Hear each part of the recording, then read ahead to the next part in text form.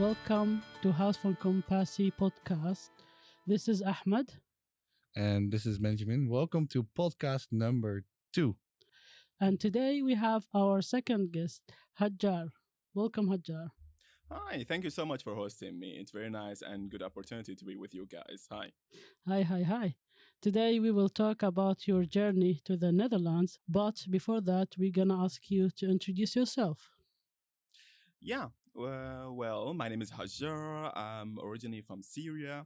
I've been here in the Netherlands for the past like 2.5 years. I used to live before that in Turkey. And yeah, that's about all. I'm studying right now IT, which is like computer engineering, and learning Dutch here and there. Yeah. Many things to talk about. So, Hajjar, uh, if I ask you to tell us about your journey to the Netherlands, how did it start? Where did you start? Well, that's a very interesting story to begin with. Mm-hmm. It started like when I used to live in Istanbul. I used to work there as a medical translator in a hospital. And I have been there like for 8 years, and I have applied for Turkish citizenship, but that didn't work. And I was like there in a refugee document. So it was a really hard time for me after 8 years. And I also like paying a lot of tax.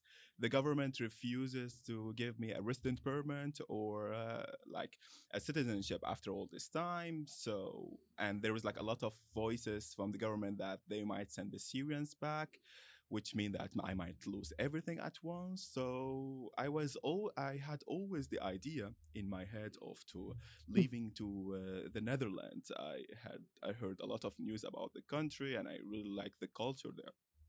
Yeah. So, you mentioned you were a translator. You learned the Turkish language and you were translating from Turkish into Arabic and English, or That is actually true. Yeah, I used to live there in Turkey for the first 2 years. I learned Turkish language. I took a courses there. Then I took also courses in English, and later on, I have started to work in a hospital. And what was it like to live as a refugee in a country like Turkey?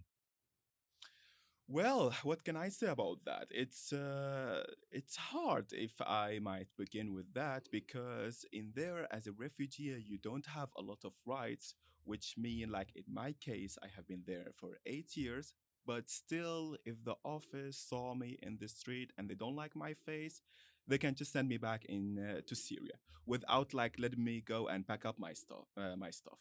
So there is no like the feeling that you are feeling home even after you learn Turkish, even after you have like stable work. That doesn't mean anything on your document. It always says that we have the right to send you back whatever we want, however we will. wow, that must be stressful because you do not feel safe after all.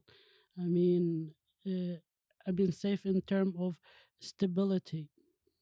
Of course, yeah. And after like many years, that was like the main idea of leaving Turkey. After many years of living there, I was thinking like, okay, what I have accomplished, not even a safe situation.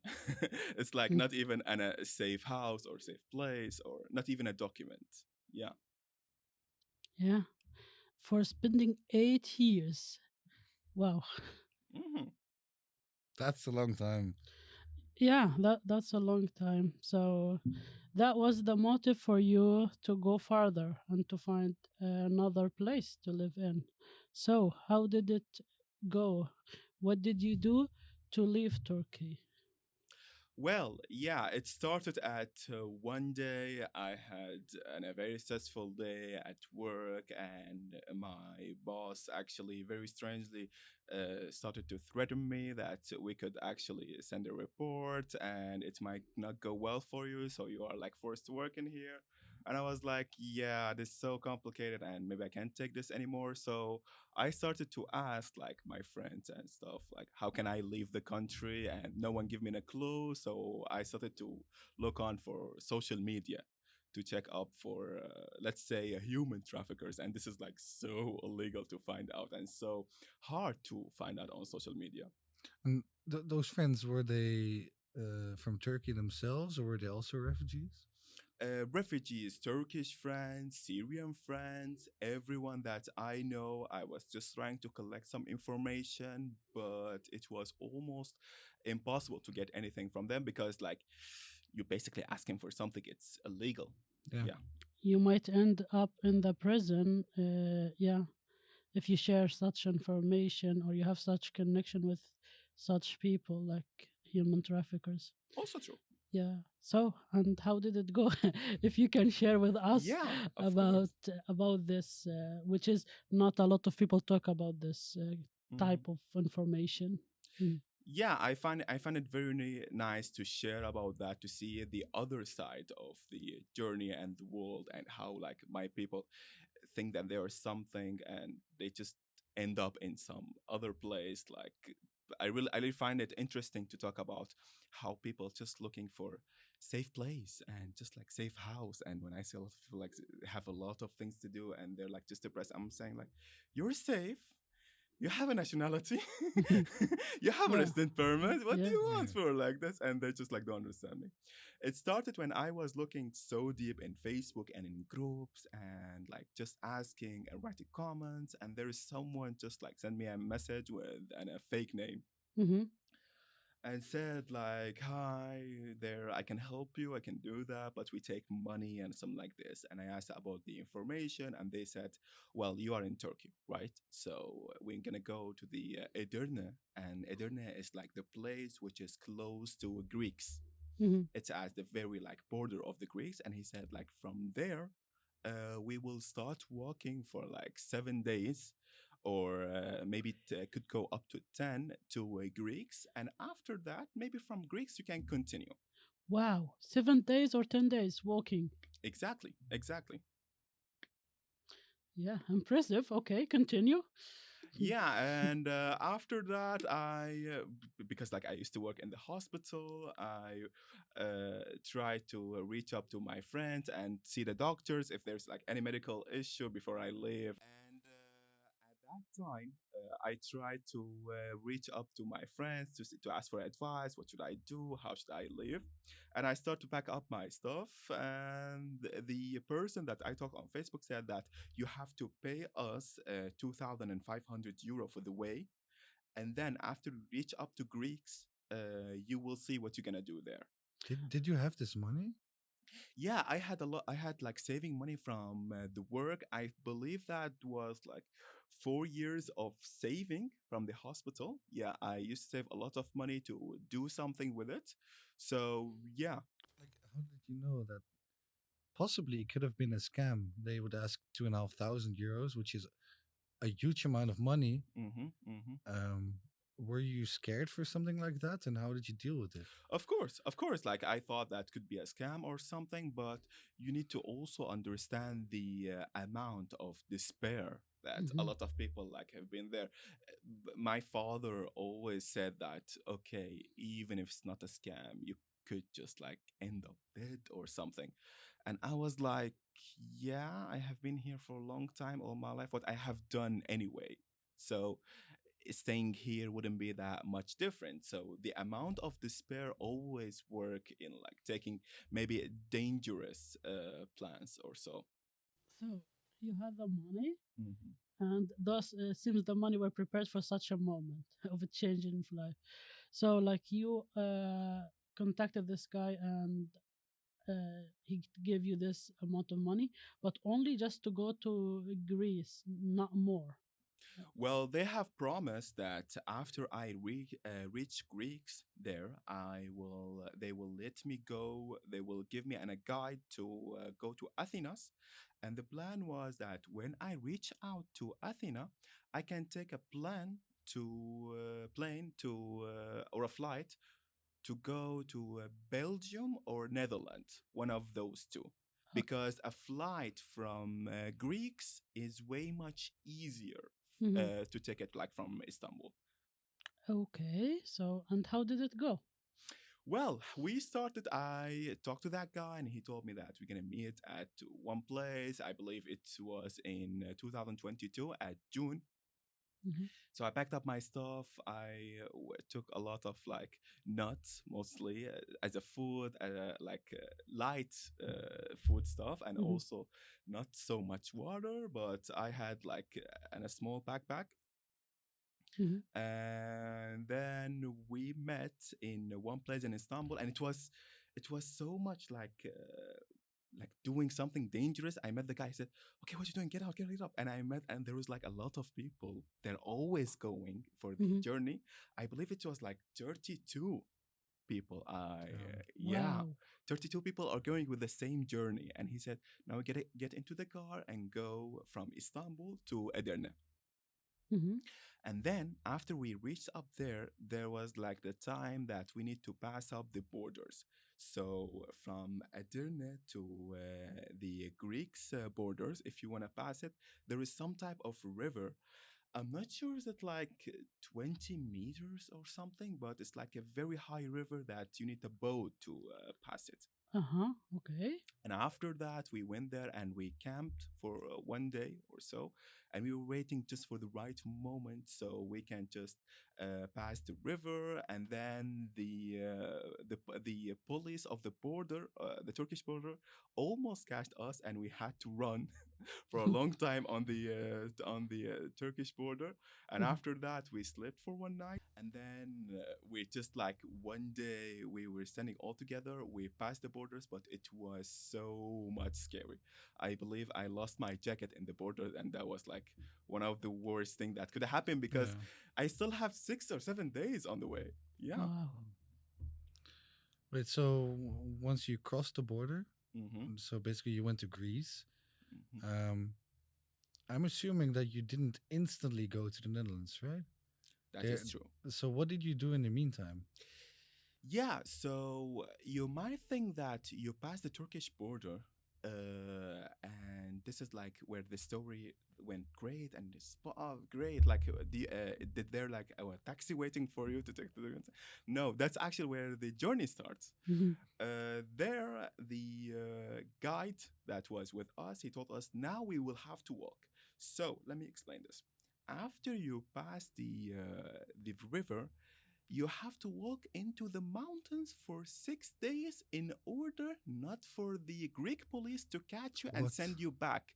Why is this? Why is this so hard? Because at that time, or I don't know, maybe till now, the Turkish government do not care that you want to go to Europe.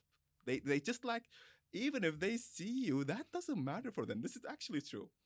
But the Greeks Mhm. police, they don't want you to pass. So they are the one that you should be scared Uh, of. Mhm. So that's why here is the hard part start. So we start walking, and I was immediately shocked.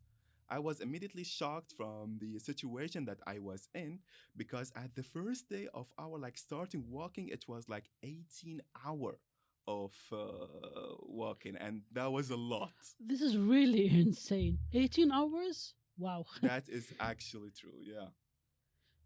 we Yeah. started we started as I remember from 5:30 in the morning Uh-huh. until like we walk until the 12 a.m. in the midnight. wow. So it was like really a lot of time, and I was thinking this is too much. And I went to the guard and I talked to him. I said like, okay, why we were walking? He said like, I told you you're gonna walk. I said, but 18 hour? He said like, well, it looks like so much spoiled. So you need to get used to this because we have a lot of people here that have tried to cross this 1 and 2 and 3 times, and they're still just coming back. So if you thought this is gonna be easy, this is not the case at all. So, So we went through and we passed the first day, the second day, and it was really going harder and harder. And I remember that I started to get wounds in my legs, right and Yeah. left wounds. The problem was that the more you walk, the more tired you get. And yeah. at some point, you don't feel what is the wounds that you are getting. Like you're just trying to pass step by step and just trying to move more. You just want to pass another step. So even if you got wounded, even if you got hit by a rock or something, you just don't care. Yeah, it's like you are just want to go further and you cannot go back. and also like you put your body in this mode where is I have just to continue. There is no choice to feel the pain or anything. Yeah, yeah. You go into survival mode, Mm. and after the third or the fourth day, I was in a different, very different situation where I was like, my mind went down. I got used to the pain. There was a lot at that moment. I remember that I'm crossing a lot of like nature and a places that human normally don't go to because there is no road, there is nothing. Even the guide was saying, the police cannot even come here because it's like it's so deep in the woods that only animals comes here. So Yeah, I used to see a lot of like good viewing nature, but at the same time, I was like just thinking that I'm too tired and there is so much pain just to think about this, like just to take a look on the good nature. yeah. How about food? Because as I understood, you did not have much food. Well, the first idea that was in my head, and also the guide said that you shouldn't eat too much on the way because if your stomach is working, you won't be able like to walk a lot. So Hmm. you need the full energy on like your body. So I had dry meat and I had like tuna pack Hmm. and I had a couple of like nuts, a lot of nuts, maybe 2 kilogram or something. So I end up just eating one or two on the way and just continue. Wow. And you stayed like this for how many days? For well, the journey continues after like the fourth or the fifth days. I end up in like a dangerous situation where it's like there's a lot of wounds, a lot of blood. But what actually saved me at that time, my ex girlfriend was in Turkey. She was a nurse. Hmm. And before I leave, she gave me a full pack of first medic aid, and I didn't knew that I would need that. And I had that just in my backpack, and I had like everything in it. It just like a needle, surgical blade, Mm. whatever you want. Also, water to clean up the wounds and something to cover the wounds and like that. And one of the people that I was with, like we are 32 person, so saw me and said like, "You had those? You didn't tell us? Are you a doctor or something?" They don't know. They say love doesn't save you. Here, love is saving you, huh? Literally, literally, yeah. Shout out to Nesleon. Yeah, she actually saved me at that time. so, So I so said, no, no, I'm not a doctor. And he said, like, people, we have a doctor here. He can save us. mm, And so I heard about you mentioned your ex girlfriend. Mm-hmm. Um, at the time when you were going away out of Turkey, was she still your girlfriend back then, or did you already break up? Well, it's not like we broke up, but it was like we had so much different lives to be together. Like it was like, okay, maybe there is something between us, but as a refugee, as a Syrian, guess what? Love is not everything in this Hmm. life. So like, yeah, Yeah. yeah. So it's like it's not like we broke up, something happened, but we didn't match as a life together. yeah. So we are sending her our greetings in a way for Of saving course, your life. of course. Yeah. And yeah, what happened after that? Did you? Yeah, and after that, I like closed up my wounds. Also took care of the a lot of people like had the same problem, Mhm. so they just need the most important that you care about at that moment is that you need to close up the wound so it doesn't get infection, because if you have an infection at your foot on the way, you're dead. Yeah. And Yeah. trust me, it's not because of the nature. The guide will kill you. Sorry to Oh. say that, but like the guide will kill you because basically he thinks he was like so bad person. He like used a lot of drugs that's what I learned later in order to walk a lot and not feel any pain. He always says that here is whatever whoever of you who goes down, we will basically kill him or kill her because uh if you shout and you bring the police here, we also gonna go down with you. but I don't care. I'm a human trafficker. Yeah. So yeah, so continue with us. Yeah, Mm. I heard from my other friends who went also through this. They say who worse than the psychopath is the human trafficker. True, true, true, Yeah, true. they are really dangerous people. Yeah, and you cannot disagree with them, and you cannot do anything because like they're basically under drugs, and they're always like scared of the police or something. They're paranoid. So yeah, it was quite a difficult situation. Yeah. And now, like after those days, there were very heavy days, as I can understand.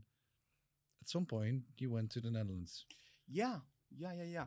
At the 6 days, as I believe, the Hmm. human trafficker did something very bad. It's like he forgot to see where the water place was. So at the 6 days, we had no water. What? Whoa. Yeah, Yeah. that was one of the most difficult situations that I've ever lived. So we had like no water, and at the 7 days, I was like, okay, I'm one day without water. And by the way, Mm. even if you go out with your brother on this journey, he will not give you water. Yeah, it's like myself first. Literally, Myself. Yeah. Okay. literally, like we were gonna just die here, so Hmm. don't care. So at the 7 days, which is the day we arrived to a point that there should be a car to pick us up to take us to Athena. Hmm. So our direction is Athena, and it was like an Italian guy who were gonna come with the car. So I was the slowest person in the group because I was the person with most wounds. I don't know why, but like it was like I was super tired and I was like the slow at the back, the person who was like really back of 32 people. Hmm. And the human trafficker said, "Okay, we have a problem because the car will gonna come right now, and we don't know English." So whoever know in the English in the group, come over here and so we can talk. And they said like, yeah, Hajjar know English, but he's like very back. And he said, okay, we're gonna wait for him. Bring him right here.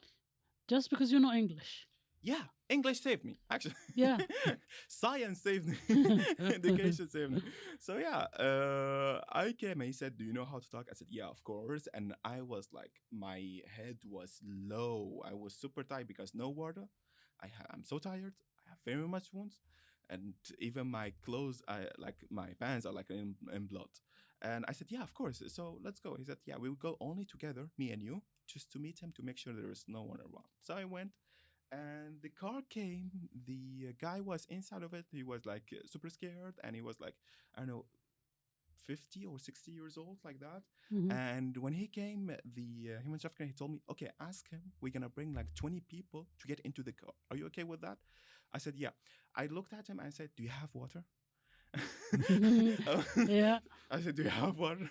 He said, "Yeah, I have some." I said, "I don't care if it's oil, just give it to me." And I looked at the human trafficker. I said, "Yeah, of course." He said, "Like it's okay." Yeah. I was like, "Guess what? Even if I go back to Turkey, I don't care. I'm just gonna go die."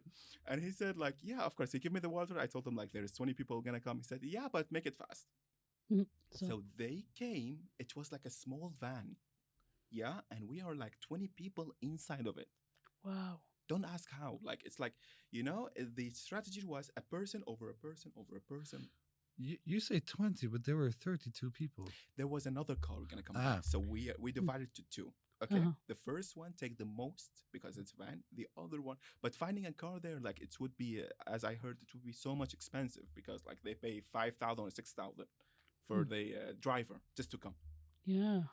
So we went there in the car, like 20 people like that, but the car was so exposed because it was so heavy. Like the tires were like, I don't know how many pounds, but they're like 20 people plus the driver. yeah. Yeah. We went with the car for like 5 minutes only. No, no, less than 5 minutes. And then the police came, and the police immediately knew because you can see from the glasses or from the like windows that there is like people like that over each other. People are stacked. Yeah. Yeah, Oh it's either a no. prison Oh or I don't no. know is that. So the car immediately hit it. The police had Oh, a very the Greek police had a very weird like they mean business. strategy. Like I don't know, they hit it and then they're like used to because this area is like close to the border, so they know what's up.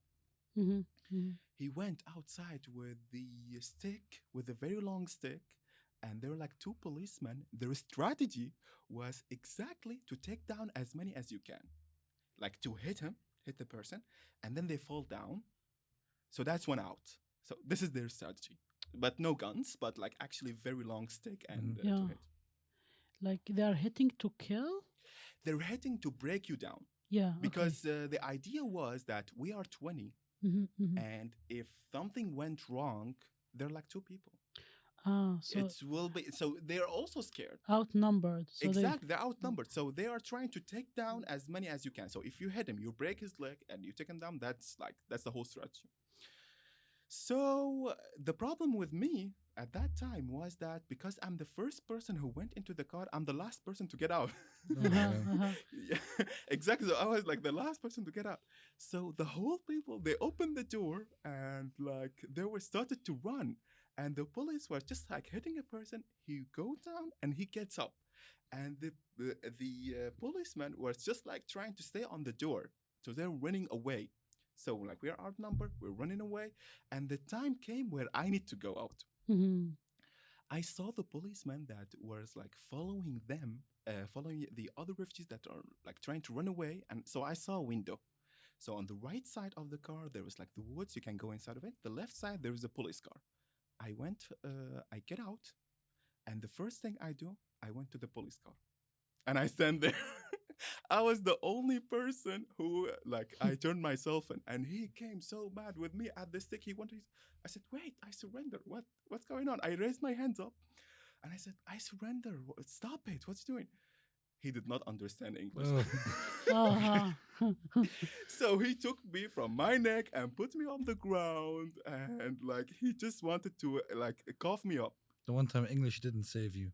Yeah. Exactly, exactly. And I'm looking at the Italian guy that the driver. He was also down. His leg got hit, and he was like, "We're only me and him." And the police just looked at me like that, like why I didn't run like this. But he was talking Greek and understand. So he took me up, me and the Italian guy, and put us in the back of his car. He just not even at the seat, like at the back of Mhm. his Oh. car. Literally, yeah, yeah, yeah. Just so we don't run away. I don't know what is the idea. Maybe the car wasn't prepared. Mhm. Mhm. Yeah.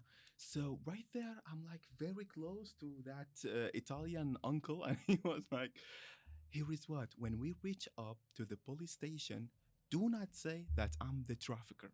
Okay? Do not say that we had a deal with each other.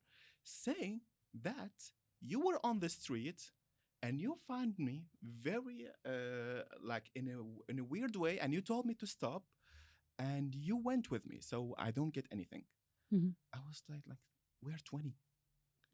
We were 20 in the car. How is that can be an accident? And the guy was like, no, no, no, don't worry. The policeman, they do not accept like his words. I don't know, maybe that's a rule or something there, Mm. but like if the policeman said that there is 20 people, we can't say that he's a liar. I looked at him and said, yeah, maybe we will see. And we went there, Mhm. and we went to the police station, and there was another person who came and opened up like the backside of the car, and he looked at me. I told him, water. Do you have water? He said, I don't. He said, no English. I know something, and closed the door again. We Wow. reached up. We reached up to the police station, and I asked, anyone speaks English that know what water means, guys, please. I know I'm gonna go back, but I don't care at this point. So I went there and I sit on the chair, and I asked him. He told me like there is a place that you can drink water, and I went there. I started to drink. It was a place to wash their cars, the police cars, and I started drink and laugh, drink and laugh. I'm gonna be tonight in Istanbul. Yeah. My whole journey went for nothing. My whole money went for nothing. So and And when I came back, the police went to the Italian guy and talked to him. And after that, he came to talk to me. He told me what's happened.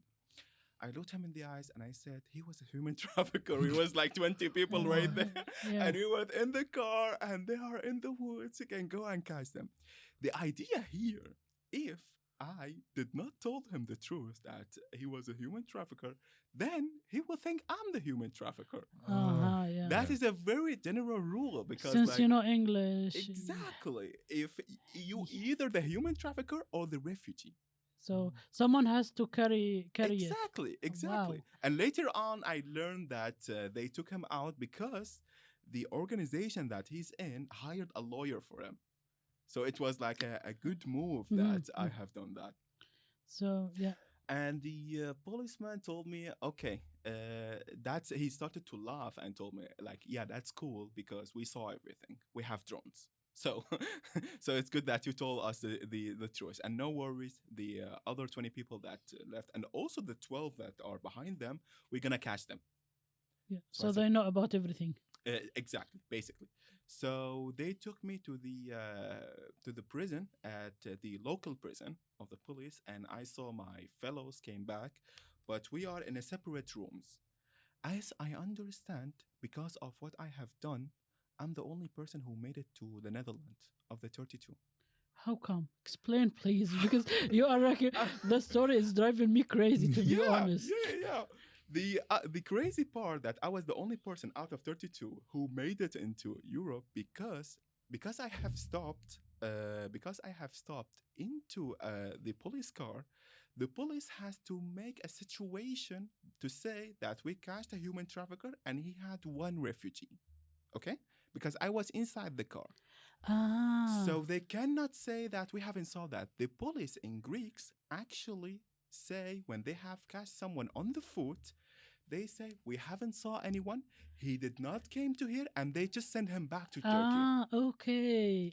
They take Okay. off your shoes and they just let you walk past the river again.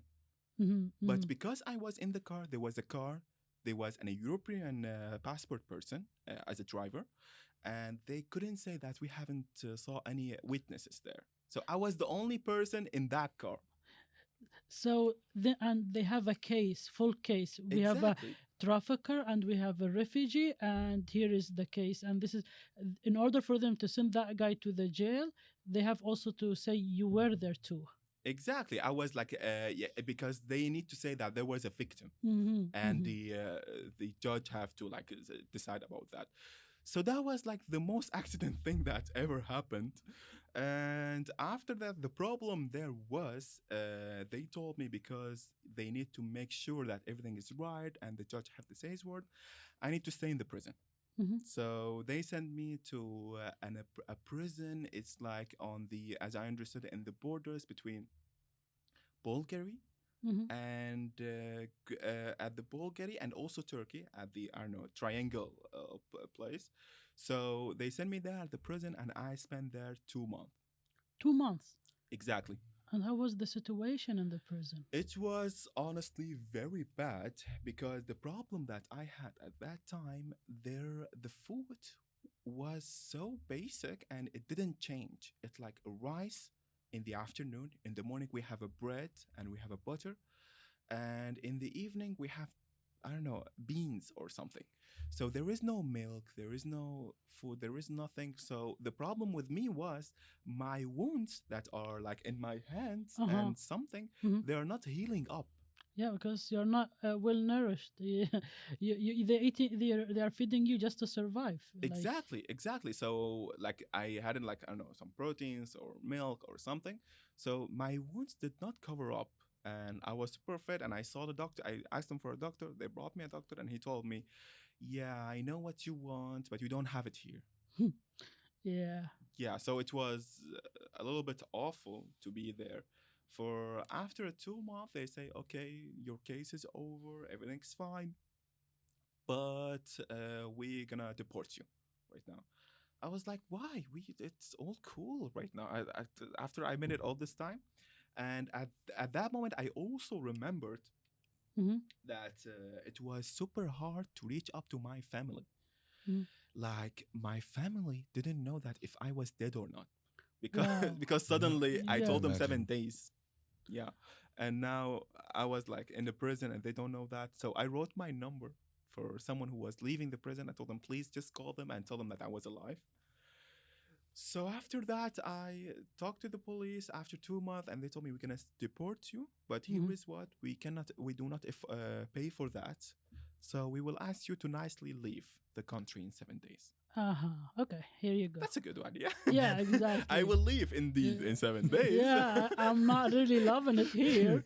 Yeah. Mm. And I met someone, also a refugee who had similar case there, and I asked him about, do you know anyone in Athena? I'm gonna go to Athena and be there. And he gave me a number of a person.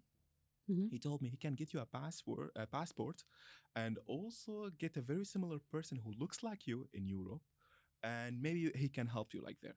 And I have learned that there is a street in Athena. If you go there, there is a lot of human traffickers with mhm, a lot of passports. Yeah, Really? apparently, exactly. mhm. Apparently, people just like have a lot of passports there, so you can go there and just like pick up a passport who looks like you. In a city that big? Exactly, exactly. So Yeah.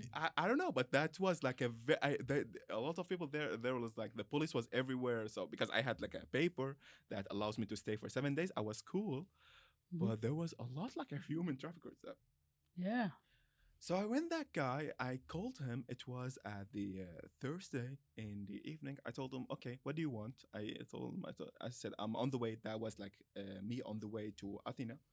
I told him what do you want. He told me that okay, I want 4,000 euro. Wow. Exactly, in order to get you a passport, and I will insure you with a plane ticket, with a flight, with everything into the Belgium, and then you can continue from there. I cannot do Netherlands at that time. Mhm. I don't know how to explain this, but like my feeling was like in a huge despair because like this whole trip was from like 7 days into more than 2 months. I just wanted to get out. I just wanted to get it in. Yeah. So I was willing to pay everything. Yeah, because I can understand going through the jungle, then to the prison with all of this. Yeah, you just want to this nightmare to finish. Exactly, exactly. Mhm, And like my family was like, you told us 7 days. It's been like more than 2 months. What's going on? Either you come back or you go continue. So I told him, here is what I had the money at that time. And I told him, here is what I'm gonna pay you what you want, but on one condition. mhm, I'm gonna if you do it, I will go with you. If you don't, we won't do anything. I told him, you have to get me out of Athena in 24 hours. mhm. Either you do that, I wanted this nightmare to be over. Either you do that, or our deal is over. And why specific 24 hours? Because I have heard also from a lot of like people in the prison that the human trafficker there will make you wait for like from 2 weeks in 1 month in Athena because they take a long flight or they just don't do their work. And you had to leave in 7 days. Exactly, Yeah. exactly. I didn't have the time. I was tired. I just wanted this to be over. So I told him, you will get what you want, but get me out. Mhm. So he said, you got that. No worries. So I went there at, I believe it, I remember it was Tuesday in 6 in the morning. And in 4 after midnight in Wednesday, Mhm. my flight was ready. Wow. Like I was at the airport. That was a very big day for me because he took me and make me shower. He gave me a haircut, same as the passport. Uh-huh. He Oh. gave me a Belgium passport for a Mhm, person who is from city called Liège or something. Yeah. Oh, mhm, Liège. Yeah, mhm, exactly. And I searched it up. It's a city who like speaks French. mhm. Yeah.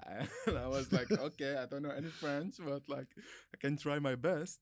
So he told me, look at the passport, memorize all the information. You will go to the airport. He gave me the similar haircut. He was looking very much like me. You will surprise that they have a lot of passport just like you. Wow. So So I if I want a passport, I can go there to that street. well, you have a very big chance, but like I did not went too much in the business for that, but Hello, no, I was just like a Oh, humble customer. I'm just kidding. I heard from my friend Hajjar I can get a passport here. No, no, no. So, You can get my passport. I would say Um, I'd lost it. Okay, okay, so. so it Mhm, was actually a funny situation, and I entered to the airport.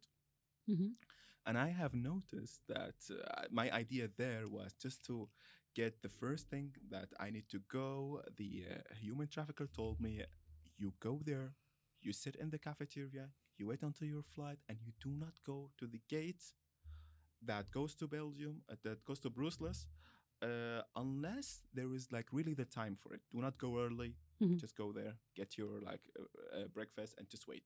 So I went there. I was like just I had like a shirt and sitting there. I got an espresso with some donuts Mhm. to look European, so Mhm. or American if you want to say, Yeah. either Italian Mhm. or American. Mhm. So yeah, I waited there, and there was like two people also coming, same as me, just to like with the fake passports like there. But the police knew that they was like so exposed. Mhm. They Mhm. had like a very weird hat, like they're on the beach, and they had like very short pants, like they were on the beach, and but it was an airport. Like Oh. they looked so shiny in the crowd of the people. Yeah, yeah. So I was walking with like the donut I'm eating, and the police just passed from my back, and they just run for them, Mhm. and I was super strict, and they just catch him, Mhm. and the first thing they do, they look around to see who will run, Aha. Oh. because they know that they are so trained in the airport of Athena. They're so trained, and this is happening daily. So they look around and see who will run or who will get scared. I was looking so curiously and drinking my coffee, like, Yeah. what are those people doing? These Yeah. refugees, like, Yeah, exactly. I was looking. So the police looked at me, and I looked at them.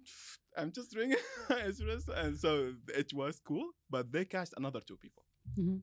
At that move, they catched another two people, and then I just played it calm, and I went to the gate, and there happened the most frustrating and funniest thing I believe in my life up to this point.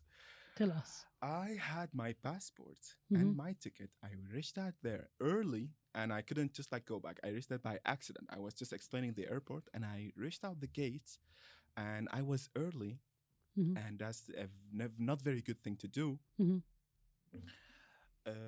I sit there, and the person who was like at the gate who went to check passport, he saw me, and he was just looking at everyone sitting, because these people are responsible of, if your passport passed by this gate, they are like, you're cool. If not, they just call the police and send you back. Mhm. So that was the most dangerous place for me, and for like all the human traffickers always say the same, like be Mhm. careful at that point. Mhm. So I went there, and there was like a person who was looking at me, and two people there sitting, they're just like checking everyone. I went there early, I sat on the chair, and I tried. My idea here was play it as like you're a normal person, and you're tired from like your travel, and you just want to go back. Yeah. So do not go away. Just annoy them as much as you can. Yeah. So I went to the gate. I told him, okay, when are we gonna go in? And he said, it's not yet open. You can just have a seat. I will let you know. I Mhm. went, I have a seat, and there was a person just walking around, and he catched the person next to me, and he said, where are you from? Give me your passport. But he suddenly did not say anything for me. So I was cool. I was just Mhm. like open Instagram and something. When the time came, they opened the gates, and I rushed. As the first person, I told him, can I pass? He said, no, you're B. I know, on my ticket, it was inside Ah. the passport, like you need to wait. I was like, okay, what the hell? Go and sit. I sat down. And then when my turn came, he called me because he knew me, like I was annoying. He called me, okay, you can come right now. D- And I went. Mhm. Look, here what happened, the most like disappointing thing that I have ever seen. My passport was inside of it, there was the ticket, okay? Mhm. And I give him the passport. The person was like 25 years old, 26 years old, so looking like this. And he took the passport, he stabbed out the ticket, passed it, and told me to go away, to go inside the plane. He did not open the passport. Even. I paid 4,000 euros for a passport that he did not open. I practiced all this time with looking, with learning some, like, I don't know, French words, and then he did not open it. I was so frustrated. I could not hide that. I stand there, and I was so disappointed. I looked at him, and he noticed that. He thought that I was angry that he's not following the rules, so he opened the passport. He looked at it and looked at me. He said, "Okay, you're happy now. You can pass." Yeah, just go. I looked at him so angry in a very angry way. Like, what the hell is? I went inside. This was one of the most disappointment moments in my life. I paid for nothing. Can you imagine? Yeah. I went inside the plane and my phone was still on. The human trafficker called me and he said, "Did you pass?" I said, "He did not open the passport." What is that? He said, "Okay, the 4,000 is mine. You can." You can go. I don't care. So Yeah. yeah, that was like so weird situation for me. Wow. Yeah, so as the instruction says, as the person told me instruction, I went to the toilet to get rid of the passport, and then when the flight started to rise up, that was like a very intense moment for me. I was sitting on the chair, and I was trying not to make any move in order not to notice. Like, and I was super scared. Like, I don't know what's gonna happen. Like, Mhm. I just passed out in a flight But in another name. do you think they're gonna throw you off the plane if they notice? I thought I don't know because like in the flight when you see it in the movie like that, it's a very dangerous situation. So it's not like you're just trying to find a safe home. It's like it might be something else. So I didn't thought that this could be even possible that you can Yeah. pass in a plane with another document. Wow. So. I was sitting there that Mhm. and it was so much like calm and not doing any move, just like this, my right hand over my left hand, and the girl next to me was sitting. She started to get scared. I'm not making any. I'm not breathing. Mhm. It's Is he alive? like, what the hell? This is so calm for a person like going for the flight, but it was cool. And I reached out to Bruceless, and yeah, that was like the final moment when I met one of my friends there. Wow. Yeah, yeah, that's a very like was a brief moment for me. After all that time, I did not care about Mhm. anything, not the money, not anything, but I just reached up safe. Yeah. And how did it feel when the airplane landed and you are in Brussels? I couldn't believe actually. Mhm. My feelings was very much mixed. I in the airport I was calling everyone. In the airport like everyone was looking at me because my voice was so loud and I Mhm. don't care. I just made it to Brussels like for the Mhm. first time in my life. It was very intense moment for me. Full Yeah. of joy, full of happiness, full of like I finally reached up to somewhere safe and possibly no one can take me back. Yeah. Yeah. Wow. What a crazy journey. This is all of what I can say. Exactly. So, and how did you come to the Netherlands? Or Well, after that moment, I reached out to one a friend of mine. He lived in Brussels, and he let me stay at his home for like 3 nights, and then he told me that he came with me Mhm. into Maastricht. And he told me from there you can take a ticket, you can buy a ticket in order to go to the place that you want to be in Ter Apel. Mhm. And that's like a place in the Netherlands where you can ask for asylum for all the asylum seekers. And I took a ticket, and it was like the first time for me. So I bought the ticket. It's like for the journey, but I didn't use it. So the police came in the train, told me you did not use your ticket, but it doesn't matter. Like you can just go with it. When I arrived to the asylum seeking center, there was like another whole story. There was like, when you are watching some series for Netflix and it's the last episode, Mhm. and out of sudden come another villain, Wow. and you're Oh, like, no, it's not over yet. it's not over. It's like it's season finale, but it's Mm. not over. The problem was that when I reached out the gate, Mhm. the organization that are like that are responsible for taking care of the refugees, which in this case it's COA, Mhm. uh, they were like, okay, here is what I understand that you wanna ask for asylum seeking here right now. It was exactly on the 22nd. It was on 2022 August. Mhm. I reached there at like 10 or I don't know somewhere in there in August, and they said like our ministers right now having a big problem about the case of refugees, and that's why we cannot take you in, but there is a huge discuss in the government right now, and they even reached out to the king of the Netherlands in this case. I was like, what is the possibilities? I just reached out, and the whole country now is Mm, going in a very big discussion. What is the possibility of this could mm, happen? mm. Yeah, and starting from there was like a whole other journey. But I couldn't. I believe I said 12 days outside. Yeah, just waiting. Yeah, for them to make the right call. Yeah. Wow.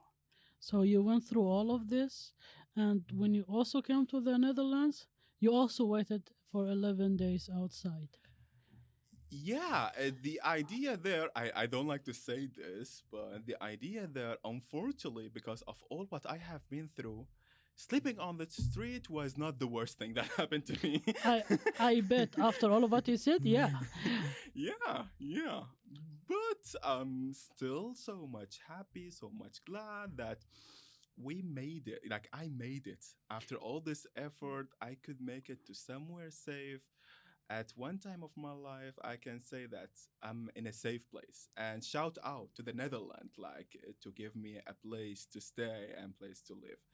I really was looking for this for the, I don't know, for the past like 15 years of my life since the war started in Syria. Wow. I'm glad that you came to the Netherlands, and I'm glad to hear after all of this, like you feel safe, and maybe, yeah, and you are starting again from zero because as far as I know, you don't know Dutch when you came to the Netherlands.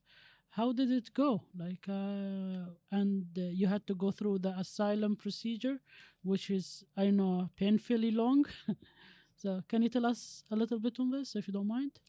Yeah, well, starting from zero is not a very big different thing for me because it's not like the first country that I start from zero from, but I started from there where I have like very much energy here because it's a safe place where I can do what I want, and they're actually very helpful.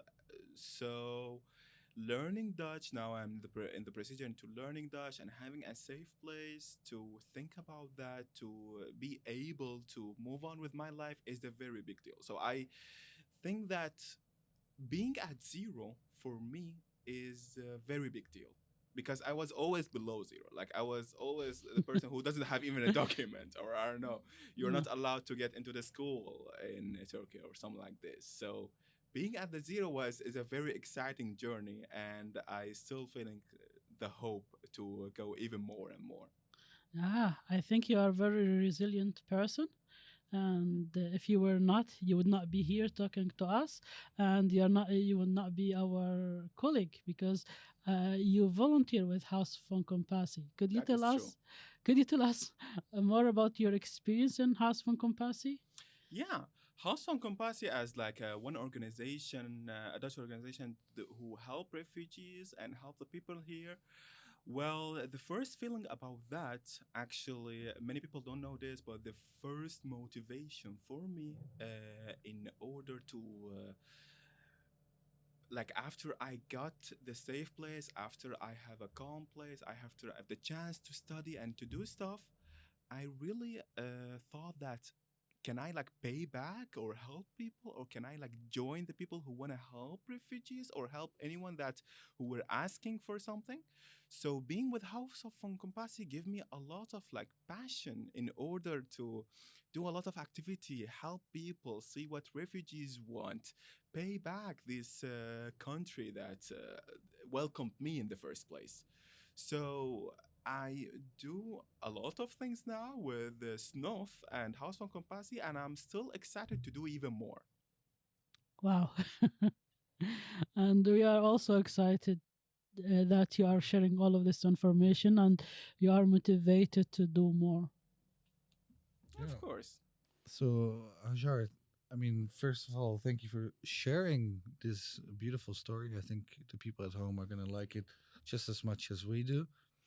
Um, but now it's actually time to ask our signature question, which is if you would have something like a megaphone right now, Hmm. what would be a message you would send out to the people maybe in a similar situation, maybe people at High School Posse, you can fill it in yourself.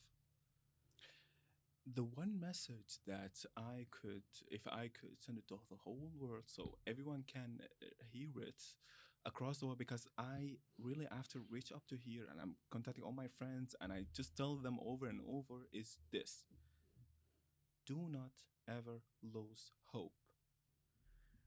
Even after 1 year, even after 5 years, even after 10 or 20 years, there is always a hope for your situation.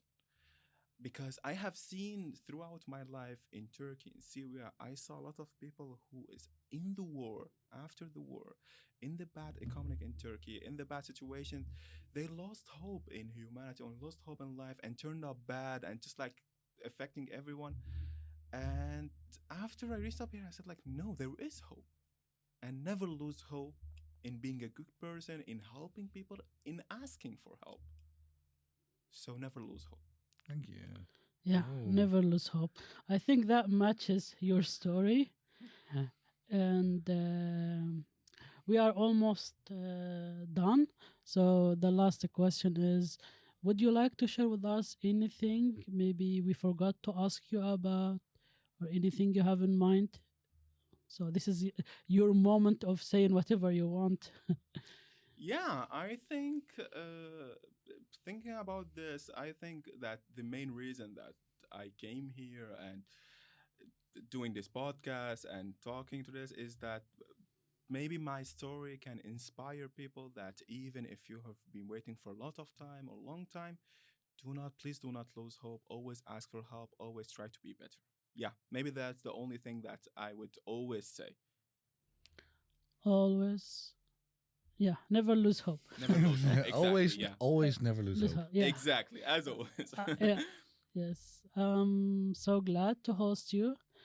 I really enjoyed listening to your story. And you put us on the edge, like wow, like would he pass, would he not, even though I know you are talking to me from the Netherlands, but I was really hooked. So thank you so much for sharing all of what you shared and for opening up. And yeah.